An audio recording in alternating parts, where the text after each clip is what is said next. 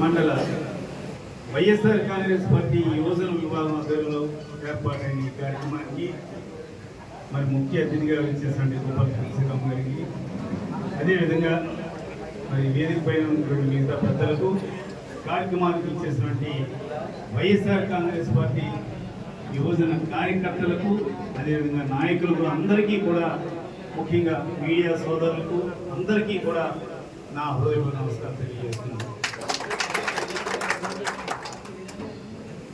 ఈ రోజున ఇంత పెద్ద కార్యక్రమం జరుగుతుందని కూటమి ప్రభుత్వ నాయకులు కూడా ఆశించలేదు. కారణం, వాళ్ళు రకరకాలుగా వైఎస్ఆర్ కాంగ్రెస్ పార్టీ కార్యకర్తలని, నాయకుల్ని కూడా ఏ రకంగా వేధించడం, హింసించడం, తప్పుడు కేసులు పెట్టడం అన్నది చూస్తున్నాం.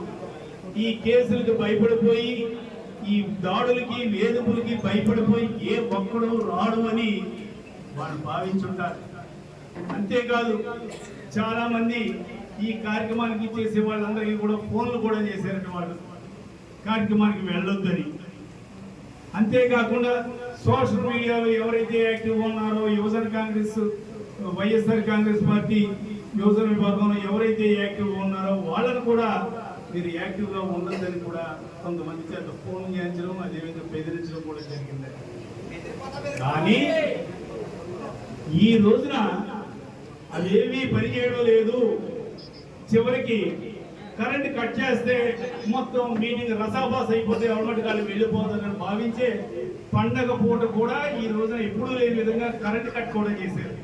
అయినా కూడా ఇక్కడ ఉన్నది వైఎస్ఆర్ కాంగ్రెస్ పార్టీ ఈ అదిరింపులకి, బెదిరింపులకి కూడా ఎవరు భయపడేవాడు లేదు, అదేవిధంగా పారిపోయేవాడు లేడని మాత్రం నిరూపించిన వైఎస్ఆర్ కాంగ్రెస్ పార్టీ యువజన విభాగం కార్యకర్తలకి, నాయకులకి మరొకసారి ఇక్కడ కొన్ని విషయాలు మనం మాట్లాడుకోవాలి. ఏదైనా సరే యువజన విభాగం పటిష్టంగా ఉంటే రేపొద్దున పోలింగ్ లోనేటి, పార్టీ కార్యక్రమాల్లోనేటి ప్రతిదీ కూడా యాక్టివ్గా ఉంటుంది. గ్రామాల్లో వృద్ధుల్ని, వికలాంగుల్ని తీసుకొచ్చి పోలింగ్ కి యాక్టివ్గా పనిచేసే వాళ్ళు యువజన విభాగం కార్యకర్తలే. మరి అటువంటి కార్యకర్తలు ఈ రోజున ఇంత స్పీడ్గా ఎప్పుడైతే ఉన్నారో రానున్న రోజుల్లో ఏ విధంగా జరుగుతుందన్నది మనం ఊహించుకోవచ్చు. ఈ కూటమి ప్రభుత్వం అధికారంలోకి వచ్చిన తర్వాత చూసాం దాడులు, కేసులు ఇవన్నీ కూడా.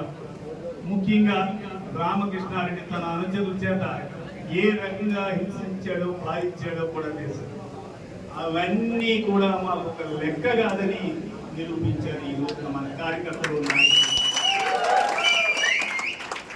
అంతేకాదు, వైఎస్ఆర్ కాంగ్రెస్ పార్టీ హయాంలో జగన్మోహన్ రెడ్డి గారు ముఖ్యమంత్రిగా ఉండగా అనేక సంక్షేమ కార్యక్రమాలు ప్రవేశపెట్టారు.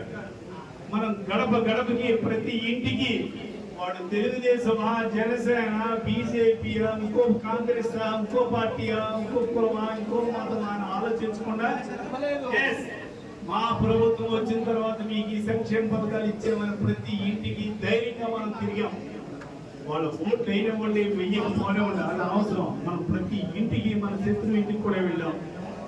వీళ్ళేమో సంవత్సరం పూర్తయిన తర్వాత మన ఇంటికి మన ప్రభుత్వం ఏదో కార్యక్రమం చేపట్టారు. చూశారు కదా, మనం వెళ్తే రోజంతైనా కూడా చిన్న గ్రామాలు పూర్తయ్యేవి కాదు.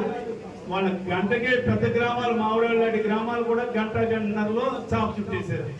అంటే ప్రతి ఇంటికి వెళ్ళి మా ప్రభుత్వం వచ్చిన తర్వాత ఈ రకంగా మీకు సంక్షేమ పథకాలు ఇచ్చేవని చెప్పుకునే దమ్ము, ధైర్యం వాళ్ళకి లేకే అనిపించేసి గంటన్నరలో ప్రతి గ్రామం నుంచి కూడా నాయకులు పోయి ఆ గ్రామంలో ఉన్న కార్యకర్తలు పాంప్లెట్లు పంచుకుంటూ పోయారు. మనందరికీ అంటే సంవత్సరానికే వాళ్ళ సినిమా అయిపోయింది.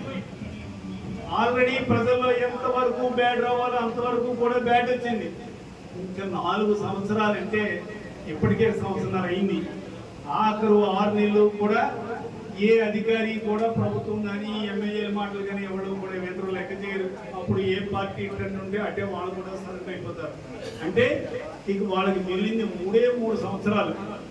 సంవత్సరంన్నర సినిమా నడలేంది, 3 సంవత్సరాలు ఇంకేం నడుస్తుంది చూడండి. ఏ సినిమా అన్నా కూడా ఫ్లాప్ అయిందని 100 రోజులు తీసేస్తారు. 100 రోజుల ఫంక్షన్ అవుద్దా అంటే సంవత్సరంలోనే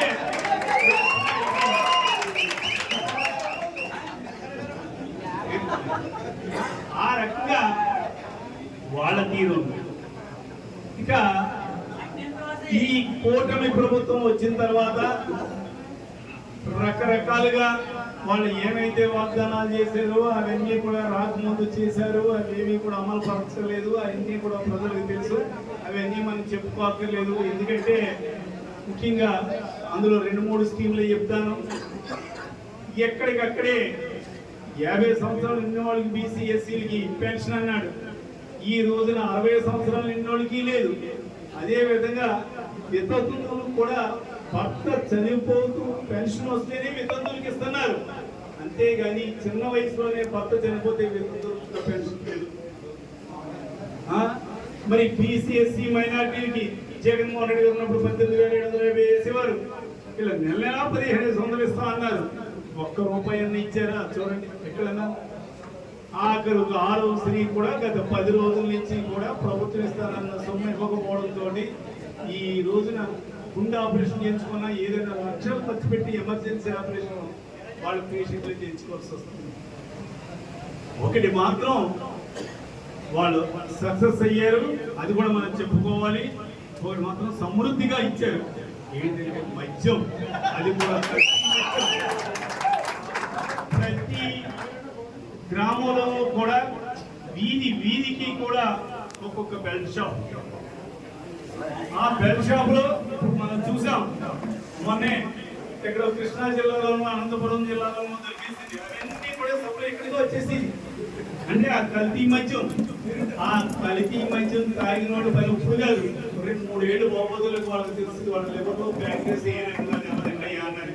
కొంచెం రక్తబీలో ఉన్నప్పుడు స్టార్టింగ్ లో తాగినోడు బహుశా దానికి కంప్లైంట్ తెలియదు. కానీ కొంచెం 2-3 సంవత్సరాలు అబ్బోదులకి లివర్ దెబ్బతింటే ఇవన్నీ కూడా స్టార్ట్ అవుతాయి. ఇవన్నీ కూడా కేవలం స్థానిక ఎమ్మెల్యే రామకృష్ణారెడ్డి ధనదాహంతో ఈ బెల్ట్ షాపులు ఎక్కడా కూడా అరికట్టలేదు. లేదంటే ఏ గ్రామంలో ఎక్కడెక్కడైతే బెల్ట్ షాపులు ఉన్నాయో లిస్టు కూడా మనం ఇచ్చేమే, ఏ ఒక్క దాని మీద చర్య తీసుకోలేదు. ఏ ఒక్క బెల్ట్ షాప్ ఆపు చేయించలేదు. కారణం వాళ్ళతోటి ఆలోచి. నీకెందుకు వాళ్ళతోటి ఆలోచి? ఏ రకమైన ఆర్థిక సంబంధాలు లేకపోతే ఎందుకు లాలోచి? ఆ బెల్ట్ షాపుల ద్వారా కొని నాణ్యమైన మద్యం కొని ఇచ్చారంటే అది కాదు, నకిలీ మద్యం. అది తాగిన పరిస్థితి ఇప్పుడు నేను ముందు చెప్పినట్టుగానే రకరకాలుగా వాళ్ళకి కాంప్లికేషన్లు వస్తాయి. ఈ రకంగా స్థానిక ఎమ్మెల్యే రామకృష్ణారెడ్డి తన ధన దాహానికి ఈ పేద ప్రజల యొక్క ఆరోగ్యాన్ని పణంగా పెట్టాడని మాత్రం ఈ సందర్భంగా తెలియజేస్తున్నాను. అంతేకాకుండా రకరకాల కేసులు ఈ పెడతా ఉన్నాడు. నేను అంతకుముందే చెప్పాను, రామకృష్ణారెడ్డి నీకెందుకయ్యా వాళ్ళ మీద కక్ష? నన్ను అణగదొక్కాలనే కదా వాళ్ళ మీద పెట్టి కేసులు కూడా నీకు దమ్ముంటే నా మీద పెట్టి తీర్చుకో. నీ కసి ఏమంటే అది అన్నం పుణ్య ఎరిగిని కార్యకర్తల పైన ఎందుకు? వాళ్ళు జెండా పట్టుకుంటారు, ఓటేమని అడుగుతారు. వాళ్ళు చేసింది ఏం పాపం ఏం కాదు. వాళ్ళ పార్టీ అభిమానంగా తిరుగుతున్నారు. వాళ్ళని టార్గెట్ చేసి నువ్వు నీ నాయకులు పెట్టే కేసులు ఏమైనా ఉంటే నా మీద పెట్టుకో. ఎన్ని కేసులు పెట్టుకుంటావు పెట్టుకో, నువ్వు ఏం చేస్తావో చేసుకో. నేను అది కూడా చెప్తున్నాను. కానీ ఒక్కటి మాత్రం ఆల్రెడీ నా మీద ఒక కేసు కూడా ఆల్రెడీ పెట్టాడు ఆ మహానుభావుడు. దాన్ని న్యాయస్థానంలో ఏ రకంగా ఎదుర్కోవాలో ఆ రకంగా ఎదుర్కొంటాను. నేను ఎక్కడ ఏం జగ్గేది లేదు, కాళ్ళబేరానికి వెళ్ళేవాడిని కాదు. అంతేకాదు వాళ్ళు ఏ రకంగా ఈ దోచేయడమే కాదు, మళ్ళీ నేను సత్య హరిశ్చంద్రుని నీతిమంతుడిని అని చెప్తాడు. అస్సలు నా అంత నీతిమంతుడు ఎవడో లేడని చెప్తాడు. ఆయన నీతిమంతుడు అంటే నేతి బీరకాయలో నాలో నెయ్యి ఉందని నేతి బీరకాయ చెప్పినట్టుగానే ఆయన నీతిమంతుడు అంటే ఏ రకంగా దోచేస్తాడు. ఒకటి మాత్రం కూడా చెప్తా ఉన్నా రామకృష్ణారెడ్డి, ఇల్లు అలకగానే పండగ కాదు. ఈ వేళ ఏ కార్యకర్తల్ని నాయకుల్ని నువ్వు హింసించావో బాధ పెట్టావో రేపొద్దున వైఎస్ఆర్ కాంగ్రెస్ పార్టీ అధికారంలోకి వచ్చిన తర్వాత ఇంతకు 10 రెట్లు అనుభవిస్తారు. అనుభవించడే కాదు, ఈవేళ ధైర్యంగా మీరు అన్ని కేసులు పెట్టి అన్ని చేసినా కూడా ఈవేళ ధైర్యంగా మీటింగ్ ఇంతమంది వచ్చాం పబ్లిక్ గాను. మీరు ఇలా రావడానికి ఇంక మీరు ఉండరు. నియోజకవర్గమే కాదు, జిల్లాలు, రాష్ట్రాలు, పార్టీ వేరే రాష్ట్రాల్లో తలదాచుకోవచ్చు. ఈ వేళ ఎవడైతే మన కార్యకర్తల్ని హింసించి బాధ పెట్టాడో ఆ వ్యక్తి మన రాష్ట్రాన్ని ఇడిచిపెట్టే పోయే పరిస్థితి మాత్రం వస్తుంది. ఈ సందర్భంగా తెలియజేస్తున్నాను.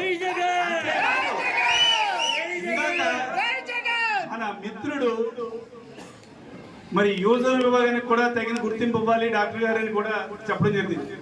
గుర్తింపే కాదు, అందరి ముందు కూడా నేను ఒకటే చెప్తా ఉన్నాను, రేపొద్దున వైఎస్ఆర్ కాంగ్రెస్ పార్టీ అధికారంలోకి వచ్చిన తర్వాత ప్రతి కార్యకర్త కూడా ఒక ఎమ్మెల్యే, ప్రతి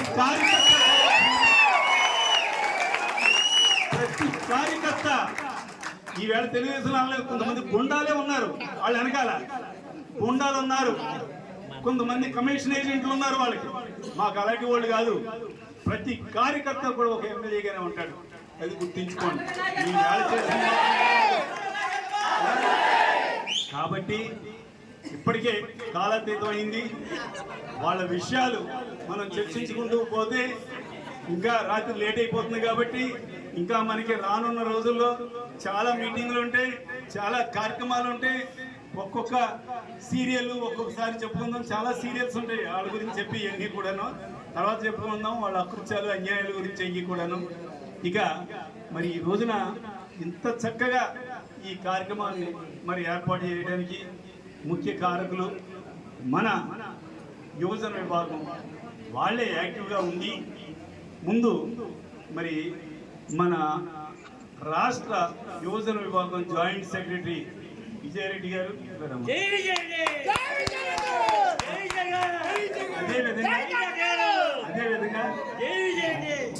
అదేవిధంగా నియోజకవర్గ యువజన విభాగం వైఎస్ఆర్ కాంగ్రెస్ పార్టీ కన్వీనర్ ఆర్కే అని అందరూ పిలుస్తాం, దుర్గారెడ్డి గారు వీళ్ళ సమిష్టి కృషి అంతే.